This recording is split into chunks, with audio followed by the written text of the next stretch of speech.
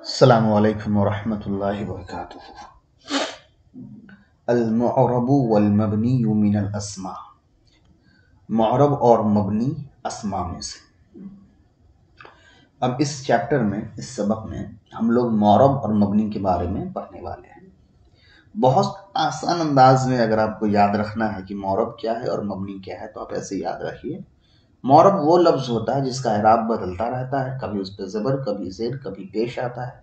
اور مبنی وہ لفظ ہوتا ہے جس کا اعراب فکس ہوتا ہے، نہ اس پہ کبھی زبر آئے گا، نہ زیر آئے گا، نہ پیش آئے گا۔ جو اعراب پہلے سے اس پہ ہیں وہی اعراب اس پر ہمیشہ سے رہ جائے گا۔ یعنی کہ کسی کے اوپر اگر زبر پہلی بار تھا تو وہ ہمیشہ کے لیے اس پر زبر رہ جائے گا، کسی پہ زیر ہے تو ہمیشہ کے لیے زیر رہ جائے گا، کسی پہ پیش ہے تو ہمیشہ کے لیے اس پہ پیش رہ جائے گا، یا کسی پہ کوئی اعراب ہی نہیں ہے تو اس پہ کبھی کوئی اعراب آئے گا بھی نہیں، تو وہ سارے ہو جائیں گے مبنی۔ اب یہاں من الاسماء کہہ کے ایک قید لگا دی گئی ہے کہ دیکھیے مبنی جو ہوتے ہیں وہ تو اسم کے اندر بھی ہے، فعل کے اندر بھی ہے، حرف کے اندر بھی ہے، لیکن ہم لوگ اس سبق میں صرف اسم کے اندر جو معرب اور مبنی ہے اس کے بارے میں پڑھنے جا رہے ہیں۔ تو پہلے شعر دیکھ لیجیے، والاسم منه معرب ومبنی لشبہ من الحروف مدنی۔ اسم جو اس میں سے ہے، یعنی اس میں سے کچھ معرب ہیں، کچھ مبنی ہیں، اور جو مبنی ہے وہ حروف سے مشابہ ہونے کی وجہ سے، یعنی قریب، مدنی قریب ہونے کی وجہ سے۔ یشیر الی ان الاسم ینقسم الی قسمین، اشارہ کرتے ہیں کہ اسم جو ہوتا ہے دو قسموں کی طرف منقسم ہوتا ہے، تقسیم ہوتا ہے۔ احدہما المعرب، اس میں سے پہلا ہے معرب، وَهُوَ مَا سَلِمَ مِن شَبَهِ الْحُرُوف، یہ وہ ہے جو شبہ حروف سے سالم ہوتا ہے۔ شبہ حروف کیا ہے میں سمجھاتا ہوں، پہلے صرف ترجمہ دیکھ لیجیے۔ وَالثَّانِي الْمَبْنِيُّ، اور دوسرا جو مبنی ہے وہ ہے وہ ہے مَا أَشْبَهَ الْحُرُوف، جو حروف کے مشابہ ہے، وَهُوَ الْمَانِيُّ، اور وہ معنوی اعتبار سے بھی ہے، بقولہ، جیسے کہ شعر کا جو قول ہے، لِشَبَهٍ مِّنَ الْحُرُوفِ مُدْنِيٌّ، یعنی حروف سے مشابہ ہونے کی وجہ سے، معنی قریب ہونے کی وجہ سے۔ تو اس کی تشریح کر رہے ہیں، اَيْ لِشَبَهٍ مُقَرِّبٍ مِّنَ الْحُرُوف، یعنی حروف کے بہت زیادہ قریب ہونے یا مشابہ ہونے کی وجہ سے۔ مشابہ کیا ہے، حروف کیا ہے، سب سمجھاتا ہوں، ابھی صرف ترجمہ پہ غور کریے۔ فَإِلَّةُ الْبِنَاءِ مُنْحَصِرَةٌ، تو بنا کی جو علت ہے، یعنی بنانے کی جو علت ہے، سبب ہے، وہ منحصر ہے، یعنی کچھ ارد گرد ہے، عند المصنف رحمہ اللہ تعالی، مصنف رحمۃ اللہ علیہ کے نزدیک، فی شبہ الحروف، حروف کے مشابہ ہونے۔ اب یہاں بنا سے میں نے کیا کہا آپ کو، جو اس کی بناوٹ ہے، یعنی اس کی جو بناو ہے، یہاں بنا سے مراد اصل میں مبنی والا لفظ ہے۔ تو اب ترجمہ ہو جائے گا فَعِلَّةُ الْبِنَاءِ مُنْحَصِرَةٌ عِنْدَ الْمُصَنِّفِ رحمہ اللہ تعالی فی شبہ الحرف، کہ مبنی کی جو علت ہے وہ مصنف رحمۃ اللہ علیہ کے نزدیک ارد گرد ہے حرف کے مشابہ ہونے کی وجہ سے۔ اب حرف کے مشابہ کیا ہے اس کو سمجھیں۔ عربی میں معرب کیا ہے، مبنی کیا ہے، میں نے تو سمجھا دیا آپ کو۔ معرب جس کا اعراب بدلتا رہتا ہے، مبنی جس کا اعراب نہیں بدلتا ہے۔ لیکن اب اس میں فرق کیا ہے وہ سمجھیے۔ عربی میں حرف جو ہے، جتنے بھی حرف ہیں، ہم نے بتایا آپ کو کہ اسم، فعل، حرف، ان تین چیزوں سے مل کر کے پورا عربی زبان بنتا ہے۔ تو اس میں سے جو حرف ہے، اسم اور فعل کو چھوڑ کر کے، ابھی صرف حرف سمجھیں۔ حرف جو ہے یہ مکمل طور پر مبنی ہوتا ہے، اسی لیے اس کو مبنی الاصل کہتے ہیں۔ مبنی الاصل مطلب اصلی مبنی، یعنی حرف ایک ایسا کلمہ ہے اسم کے، عربی زبان کے اندر، جس کا اعراب ہمیشہ کے لیے فکس ہے، وہ کبھی بھی کسی بھی حالت میں نہیں بدل سکتا۔ لکھنے کے اعتبار سے کبھی کبھی آپ کو بدلا ہوا نظر آئے گا، لیکن پڑھنے کے اعتبار سے، تجوید کے اعتبار سے کبھی کبھی آپ اس کو بدل کر کے پڑھ سکتے ہیں، لیکن حقیقی معنی میں کبھی بھی حرف کا اعراب نہیں بدلتا ہے۔ یہ دو باتیں جو میں نے آپ کو کہا کہ لکھنے پڑھنے کے اعتبار سے کبھی آپ بدل سکتے ہیں لیکن حقیقی معنی میں نہیں، اس کو ذرا آپ آسانی سے سمجھیں۔ اگر کوئی لفظ ہے من، تو من یہ حرف ہے، ٹھیک، حرف جر ہے من، اور اس کے بعد میں نے آگے لکھا ہوا ہے البیت۔ اب اگر کسی کو من اور البیت کو ملا کر کے پڑھنا ہوگا تو کوئی یہ نہیں پڑھے گا من البیت، بلکہ پڑھے گا من البیت۔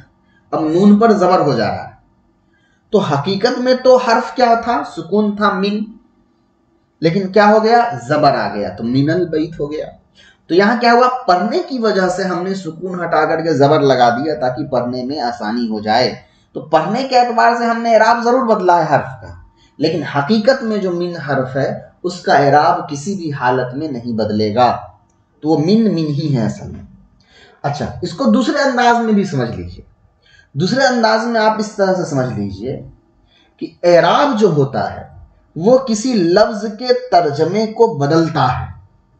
اگر رجلن پر پیش ہے تو اس کا ترجمہ کچھ اور ہے، رجلن پر اگر زبر ہے تو اس کا ترجمہ کچھ اور ہو جائے گا، رجلن اگر رجلن پہ زیر ہے تو اس کا ترجمہ کچھ اور ہو جائے گا۔ تو حقیقت میں اعراب جو ہوتا ہے وہ کسی کلمے کے اعراب جو ہوتا ہے وہ کسی کلمے کے معنی کو بدلنے کا سبب بن جاتا ہے۔ حرف کے ساتھ ایسا نہیں ہے، اس لیے کہ حرف کا جو معنی ہوتا ہے وہ ہمیشہ کے لیے فکس ہوتا ہے، تو اسی لیے حرف کہلاتا ہے مبنی، اور اسم اور دوسرے اور بھی جو کلمہ فعل ہیں اس کے اندر کچھ معرب اور مبنی ہوتے ہیں، اس لیے کہ ان کا اعراب کے اعتبار سے ترجمہ بدلتا رہتا ہے۔ یہ میں نے تھوڑا سا کتاب سے ہٹ کر کے ایک بات بتا دی ہے، اگر سمجھنے میں دقت آ رہی ہے تو تھوڑا سا اور اس کو میں ایک بار ریپیٹ کر دیتا ہوں تاکہ سمجھ لیجئے، اور تھوڑا سا اونچ نیچ میرے بولنے میں بھی ہو سکتا ہے، میری صحت صحیح نہیں ہے، پھر بھی میں کوشش کر رہا ہوں کہ یہ چیپٹر کم سے کم پڑھا دوں، کافی دن سے نہیں بنی اس پہ کلاس۔ پھر سے ایک بار سن لیجئے، حرف جو ہوتا ہے وہ مبنی اس لیے ہوتا ہے کہ حرف کا معنی ہمیشہ کے لیے فکس ہوتا ہے، اس کے معنی میں کبھی کوئی تبدیلی پیدا نہیں ہو سکتی۔ مین کے معنی سے ہے تو سے ہی ہے، الا کے معنی تک ہے تو تک ہی ہے، اس کے کوئی معنی کے اندر کوئی بڑی بدلاؤ تبدیلی نہیں آ سکتی ہے۔ لیکن اسم جو ہوتا ہے تو اسم کے اندر زبر زیر پیش لگتا ہے، تو وہ زبر زیر پیش جو ہوتا ہے وہ اسم کے معنی کے اندر بھی بدلاؤ پیدا کر دیتا ہے اس جملے کے اعتبار سے۔ تو یہی فرق ہوتا ہے کہ حرف کو جو ہم مبنی الاصل کہتے ہیں وہ اس لیے کہتے ہیں کہ ان کا اعراب کبھی نہیں بدلتا ہے۔ اور اعراب کیوں نہیں بدلتا ہے یہ بھی میں نے ایک بات آپ کو الگ ہٹ کر کے سمجھا دی ہے کہ اس عربی میں اعراب کا کیا امپورٹنس ہوتا ہے، کیا اہمیت ہوتی ہے، اور اعراب بدلنے اور نہ بدلنے کے پیچھے کا پورا لاجک کیا ہوتا ہے۔ اب سمجھیے یہاں کیا کہہ رہے ہیں۔ یہاں کہہ رہے ہیں کہ دیکھیے اسم کے اندر دو قسمیں ہیں، اعراب کی تبدیلی اور نہ تبدیلی کے اعتبار سے، یعنی اعراب بدلتا ہے یا نہیں بدلتا ہے اس کے اعتبار سے اسم کی دو قسمیں ہیں، ایک کہلاتا ہے معرب اور دوسرا کہلاتا ہے مبنی۔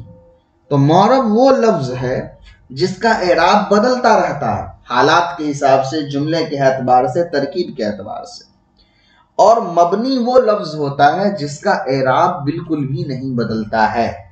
تو اب سوال یہ پیدا ہو گیا کہ بھائی ہم کیسے پہچانیں گے کہ کون سا لفظ مبنی ہے، یہ ہم کو کس طرح سمجھ میں آئے گا؟ چلیے، بیچ میں نے تھوڑا سا سٹاپ کر دیا تھا تو میں تھوڑا سا بات شروع کر دیتا ہوں یہاں سے، مجھے لگ رہا ہے کہ میں نے سٹاپ کیا۔ اب سوال یہ آتا ہے کہ ٹھیک ہے، یہ تو سمجھ میں آ گیا کہ اسم ایک معرب ہے ایک مبنی ہے، لیکن اب یہ پتہ کیسے چلے گا کہ مبنی ہے کیا؟ تو یہاں پر مصنف رحمۃ اللہ علیہ کا ایک قول نقل کر رہے ہیں کہ دیکھو، مصنف رحمۃ اللہ علیہ کے اعتبار سے کسی بھی اسم کا جو مبنی ہونے کا وجہ ہے وہ حرف کے مشابہ ہونے کی وجہ سے۔ حرف کے مشابہ مطلب اس کا حرف جیسا ہونے کی وجہ سے۔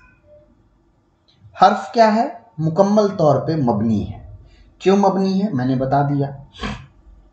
اب یہ کہہ رہے ہیں کہ اسم کا جو مبنی ہونا ثابت ہوتا ہے وہ اس وجہ سے کہ وہ اسم جو ہوتا ہے وہ حرف کے مشابہ ہوتا ہے۔ اب حرف کے مشابہ کیسے ہوتا ہے اس کو تھوڑا سا یہاں سمجھ لیجیے، آگے ویسے آئے گا میں تھوڑا سا شارٹ میں سمجھا دیتا ہوں. پہلا، حرف کی کیا خاصیت ہے.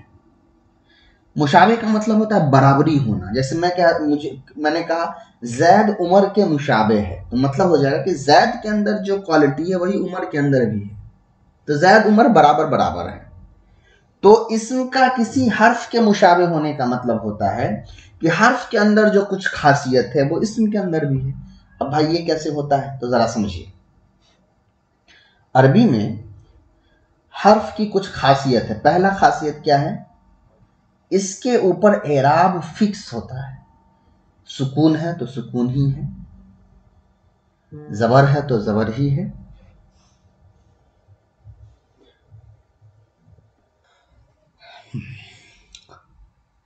تو حرف کے مشابہ ہونے کا مطلب ہوتا ہے کہ اسم کا حرف کے اندر کچھ چیزوں میں برابر ہونا. اب حرف کے اندر کیا کچھ خاصیت ہے، ذرا اس کو سمجھ لیجیے. پہلا، حرف کا اعراب فکس ہوتا ہے. دوسرا، اگر اعراب فکس ہے تو حرف کا معنی فکس ہوتا ہے. بار بار اسٹاپ کرنا پڑ رہا ہے، میں تھوڑا الگ جگہ سے ریکارڈ کر رہا تھا.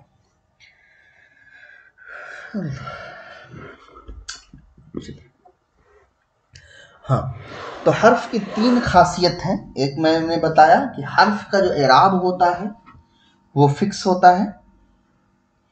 دوسرا، حرف کا مطلب جو ہوتا ہے وہ فکس ہوتا ہے. اور تیسرا جو سب سے اہم ہوتا ہے وہ ہے کہ حرف اپنے معنی کو بتانے میں دوسرے کلمے کا محتاج ہوتا ہے. یہ 3 علامت ہوتی ہے حرف کے اندر. اور اس میں سے جو تیسری علامت میں نے بتائی آپ کو کہ اپنے معنی بتانے کے لیے اس کو کسی اسم یا فعل کے ساتھ جڑ کر کے آنا ہوتا ہے.